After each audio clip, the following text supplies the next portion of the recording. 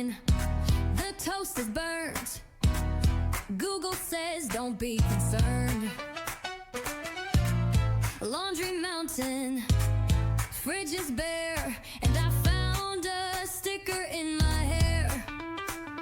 Is this normal? Am I sane? Bedtime feels like Hunger Games. I'm winging it. Don't have a plan. Who made me the adult again? It's parenthood panic. This is fine. Sipping cold coffee. Where's the wine? We laugh. We cry. We spiral and sink. We're doing our best, we think. Mommy! Welcome back to Parenthood Panic, where the chaos is loud, but the breakdowns are usually silent. Today we're talking about something we all feel, but rarely admit out loud. And that is that there are times when parenting feels completely overwhelming. What? Shut your mouth. Searing so. I know, it's hard to believe, isn't it?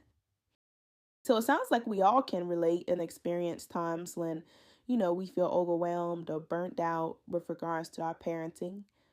I want to talk a little bit about those times, what it feels like for each of you, how you cope during those periods. And I'm hoping that we could be a support to each other and a support to some of our listeners out there who may be experiencing something similar. Okay, I'll start. For me, overwhelm is sitting in the car for 15 minutes after getting home just to mentally prepare for re-entering the house. Like you're buffering. I'm not sure if it's buffering or rebooting. Or charging. Yeah, charging or like powering up. Girl, it sounds like you preparing to do battle. I hate to admit it, but it feels like that sometimes. You hate to say these things about your family, about your kids and your home. But sometimes it's like I have to gather my strength just to cross the threshold. It's like I leave one stressful environment and I know I'm headed into the next one. So I just have to take a second and just breathe, prepare myself, call in all my reserves. More like the ancestors. But you're not alone. Sometimes I think you guys think I'm joking when I make comments about hiding in the pantry. But I'm serious. I go in there and sometimes I just pretend to organize just to get a few minutes to myself. I'll move things from one shelf to the other. There's no reason to move things from one shelf to the other. I just need a few minutes. I just need to be alone, to hear nothing but my own thoughts, just for a few minutes.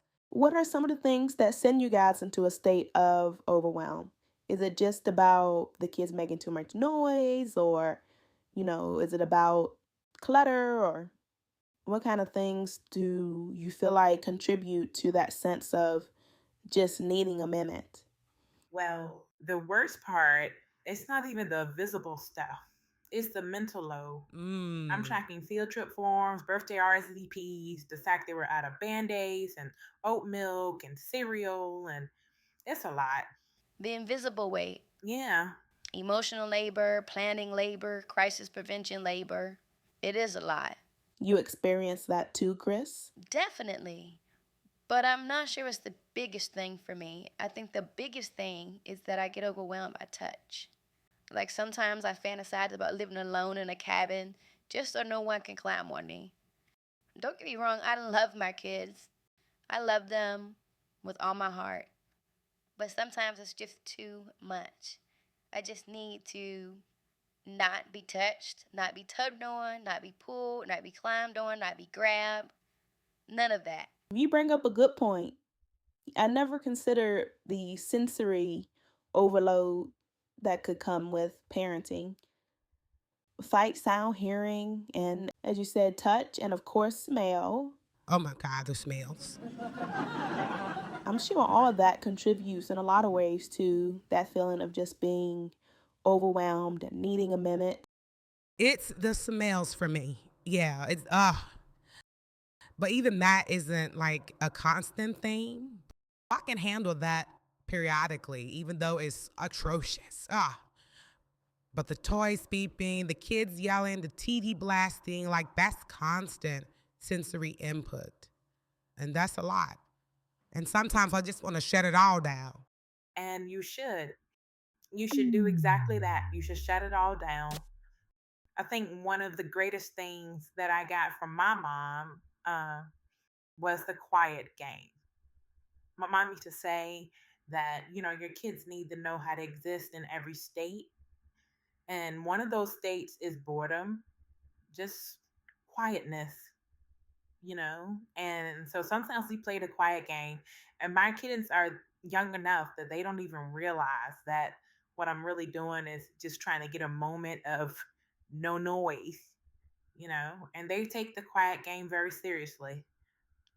Like I can get, sometimes 15, even 30 minutes of just stillness and quietness. It's a wonderful thing. So the first one to speak or make noise loses. Exactly. The first one to speak lenses. We play it at home, we play it in the car, we play it in the grocery store. Anytime I just need a few minutes of silence, I'll say, hey, let's play the quiet game, guys. And they're all for it because they don't realize, like, I'm just trying to get them to shh just for a little bit. And we'll even play multiple rounds sometimes. The quiet game. I got to write that down. What about you, Maya? What sends you into overwhelm? Well, bedtime has been a huge thing in my house right now. I talked a little bit about that during last week's episode, and it is getting better. It's getting better. I have to acknowledge that it is getting better, but it's still challenging. And I found recently that when I myself am also tired, overly tired, it's much harder to deal with those challenges. And I think that when I have had a full day and I know that I'm also ready to go to bed, like dealing with what my kids bring to the table is that much harder. And it's easier for me to get overwhelmed. They're tired. You're tired. They're whining. You want to whine. Makes sense. Pun intended. You know it. You want to whine and you want to whine. Pain. Well, I feel like we touched on some really valuable points in terms of parental overwhelm and where it shows up for us. I also have a list, courtesy of Google. Good old Google. Not Chat GPT. That's all you hear about now. I haven't gotten there yet. Maya's old school. Well, I guess though. But my list from Google, it talks about where other parents say parental overwhelm kind of shows up for them. Let's run through that real quick, and I would love to get your thoughts. Okay. Let's do it. Yeah. So some of these things we've already touched on, the mental load, sleep deprivation to some degree, we touched on that, sensory overload. The list also includes lack of support, unrealistic expectations, comparison culture, loss of identity, guilt and shame, emotional labor, and no time for recovery. Okay. Interesting. What do you guys think of some of the things on the list? Let's start with Renee. Oh, okay. Well, some of them we touched on last week, I believe, especially, I think you said comparison culture. Um, Last week's episode was about, am I failing my kids? And we talked a lot about how comparing ourselves to other moms can really be detrimental, makes it even harder to handle the pressures of motherhood. What stands out this time on the list that we haven't discussed is loss of identity.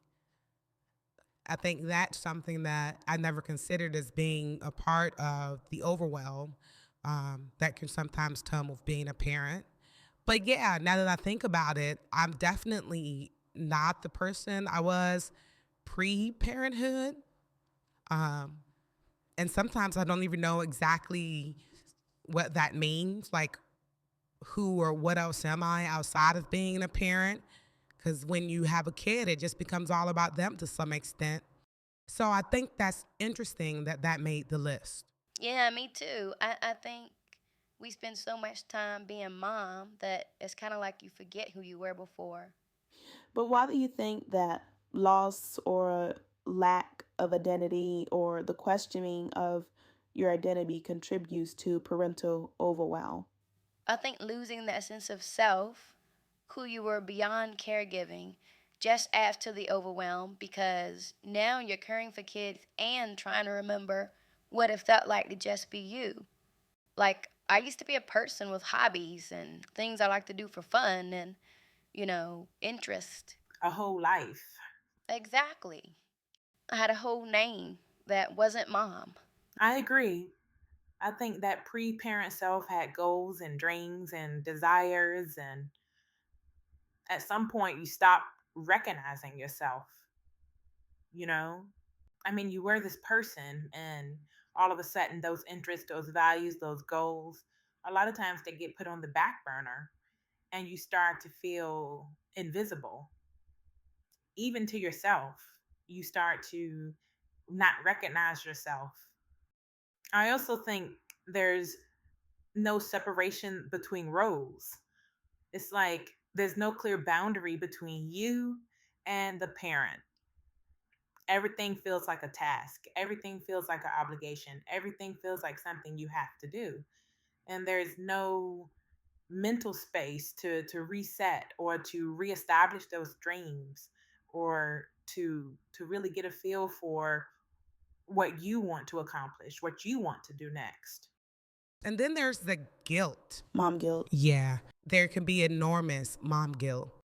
I think we all have a sense of guilt when it comes to wanting you time, when it comes to wanting self care, when it comes to, just wanting to be something other than mom. Self care is often framed as selfish, particularly for mothers. Yeah. And it's difficult to get away from that. The urge to reclaim your identity is kind of buried under that guilt. So, of course, that would contribute to this feeling of overwhelm because to some degree, you recognize that there's a need to take care of yourself, there's a need to feel better, there's a need to take a time out, but then you feel guilty for even having the thought to do so. Yeah, and I feel like that leads us back to some other things on the list, like guilt and shame. Shame because we can't do it all, guilt because we need to take a break. It's like all related. It is, and it leads us right back to what we were talking about last week with comparison culture. Highlight reels, being able to see what other parents are doing or are supposedly doing. Things being presented as if they're perfect and there's no pressure, when in actuality we're all feeling some semblance of pressure to be this thing that doesn't even exist, the perfect mother. And then there's this pressure to be grateful all the time. Smile through it all. Yes, gratitude doesn't cancel out exhaustion. I just feel like two things can be true at the same time. Like, I can be grateful for my children, I can love my children, and I can also be exhausted. I feel that. And what's really interesting is that parenting is the only quote unquote job that your need for a break, your need for a vacation, if you will, some downtime of some kind isn't acknowledged or doesn't seem to be okay. Like at your 9 to 5, you have built in breaks, you get a lunch break, they even tell you walk away from your desk, don't do any work during those times. You get a vacation, like it's acknowledged that breaks are needed. But when it comes to parenting, it's like you're never supposed to need to be away from your kids. You're never supposed to be overwhelmed. You're never supposed to be, in your feelings or unable to regulate or, just need to spend some time having fun and doing something that doesn't require, management or figuring something out. Good point. In fact, I think there have been many good points made today. And now for my favorite segment, Real Mom Fails. Ooh, real mom fails. These are real mom fails. Fails. These are real mom fails. These are real mom fails. These are real mom fails. Real mom fails. These are real mom fails. These are real mom fails. Real Mom Fails is a segment dedicated to celebrating the mess ups, the meltdowns, and the challenges usually hidden behind filters and fake smiles. Because the truth is, every mom drops the ball sometimes. We forget permission slips, we feed our kids cereal for dinner, we say things we regret, and we question if we're doing this right. Each and every one of us is out here winging it. But instead of pretending we've got it all together, this is where we get honest and maybe even a little unhinged. So whether your fail is epic, embarrassing, or just painfully human, this space is for you. You're not alone. You're not a bad mom. You're just a real one. Period. And this week, I think I'll start. So I've really been into Pinterest. Well, not just Pinterest, but anything related to, chore charts and behavioral management and these bright colored, charts, these primary colors and aesthetically pleasing, child friendly designs. And I like to sit down and, follow the instructions and produce these manicured and perfect replications of different things. And man, I don't know if you've seen the TV show Nailed It. Oh, girl, I love that show. I don't think I've seen it. What's it about? It's the show where they have everyday people recreate things that were done by professionals, like cakes and cupcakes and things like that. Expectation versus reality. Yeah. And as you can imagine, it doesn't always turn out so well. Chaotic, fun, my kind of show. So yours is a little off, huh? Yes. I don't know if I failed cutting 101 in kindergarten with the scissors that don't cut your skin.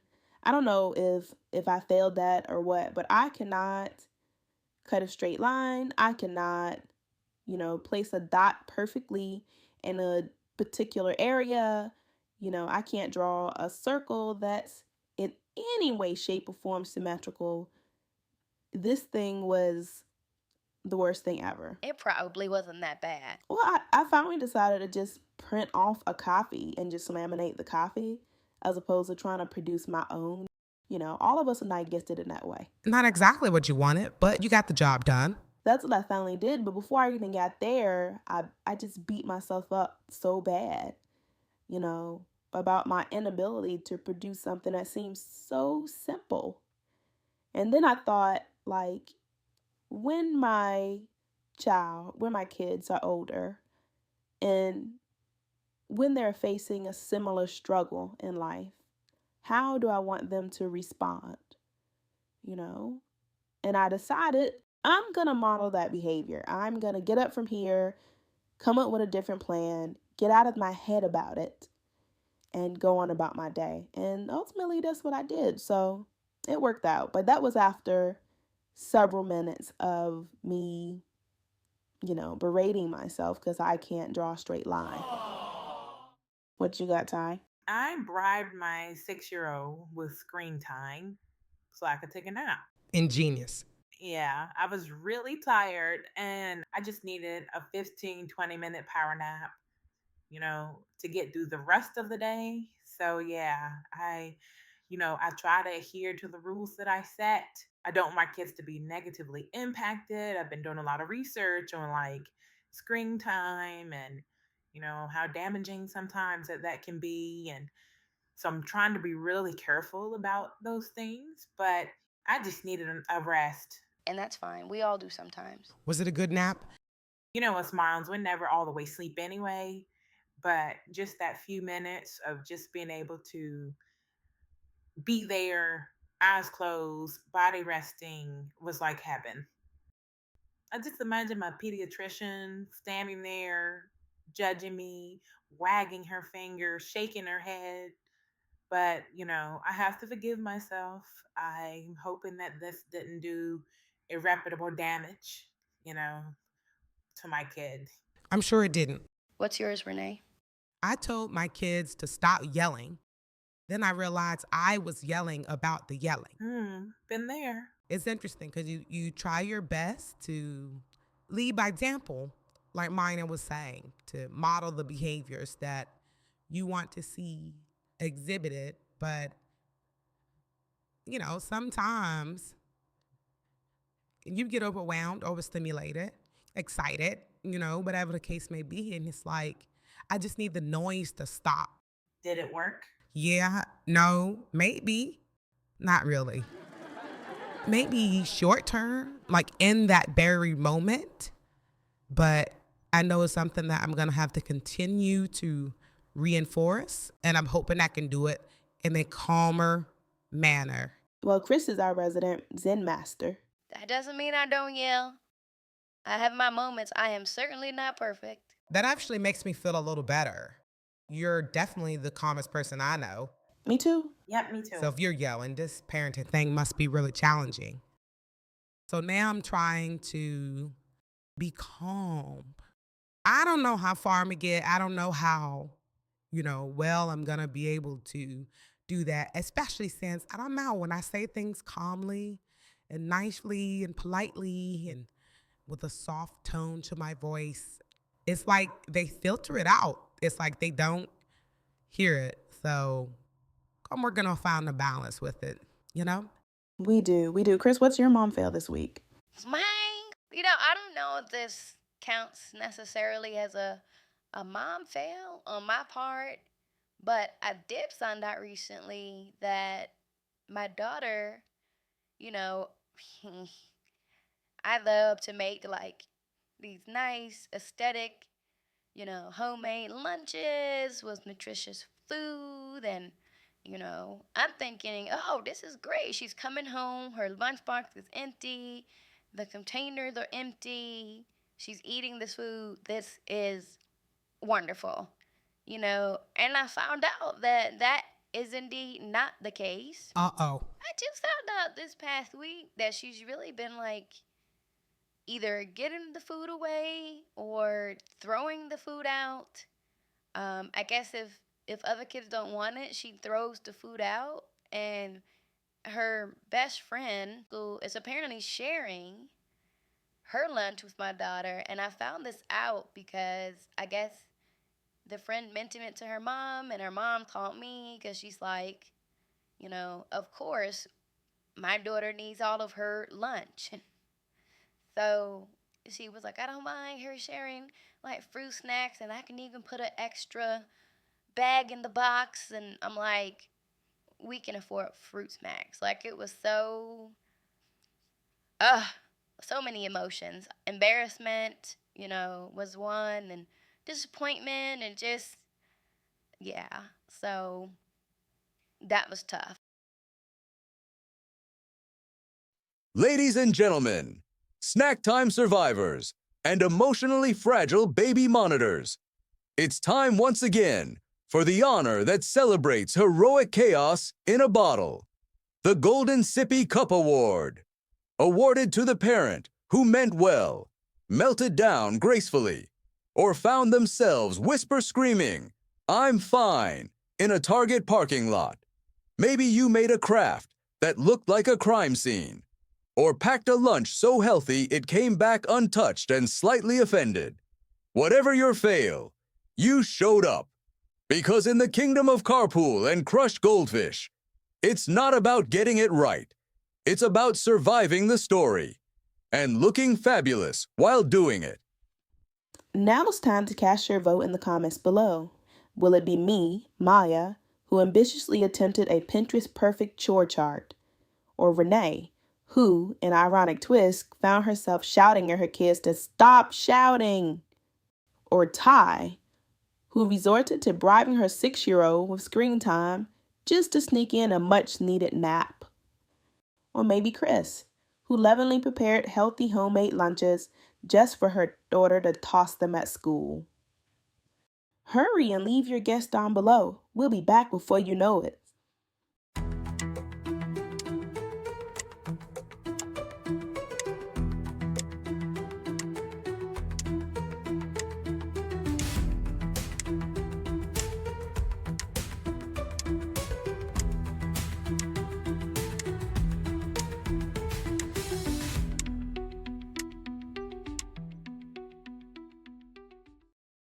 And now, the moment of mild glory you didn't ask for.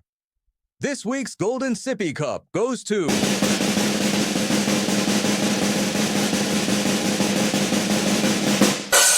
Chris for lovingly packing homemade healthy lunches, only to find out they were being tossed, traded, or quietly rejected in favor of fruit snacks and friendship. She packed love and lentils and walked away with heartbreak. Chris, your effort was real, your hummus was heartfelt, and your fail, chef's kiss. Congratulations. You may not have fed your child, but you fed our souls.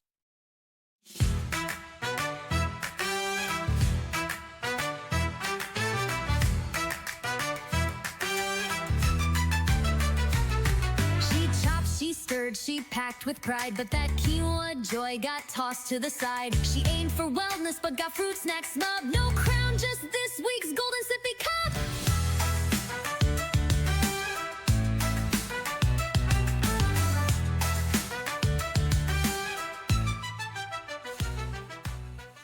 Congratulations to Chris, this week's Golden Sippy Cup winner. Thank you, thank you, thank you. Second week in a row. It is. And I was like, do we even need to vote? Because to me, this was obvious. Why you say that? Because this was another in public situation. Well, sort of. Like, there was another party outside of your household involved, first of all. And I don't know, I just try to put myself in your shoes, and I would have been mortified. Me too. So you picked Chris because you were embarrassed for her. I feel like that's only part of the reason. What were some other reasons? I don't know. She was so happy thinking that her daughter had eaten the food that she had prepared, which, let's be real, I'm sure it was uber healthy, but you know, like we talked about last week, our kids would rather have chicken nuggets. So, you know, I'm sure she was on cloud nine thinking that her child was eating this food that she worked so hard, and to crash like that, to hear that not only was she throwing it away, but she was sharing food with her friend, and now the mother seemed to think, I don't know, what do you think the mother thought? Bet they couldn't afford fruit snacks. I'm sure she just wanted to make sure the little girl had food and wasn't being neglected. Yeah, and I'm sure Chris handled it with grace. I'm just not sure I would have. Fair enough. Let's wrap this episode up with our final thoughts. I'll go first. I used to think overwhelm meant I was failing, but maybe it just means I care deeply. Now I'm trading perfection for presence and giving myself grace too. Renee? If your kids are fed and mostly alive, you're already crushing it. Overwhelmed, sane. But you're not failing. You're just parenting. Chris? Overwhelm is a signal, not a flaw. It's okay to pause, breathe, and soften your approach for your kids and for yourself. And Ty. Listen, sometimes survival mode is the only mode. Do what you gotta do, take the nap, hand them the iPad. Tomorrow's a new day.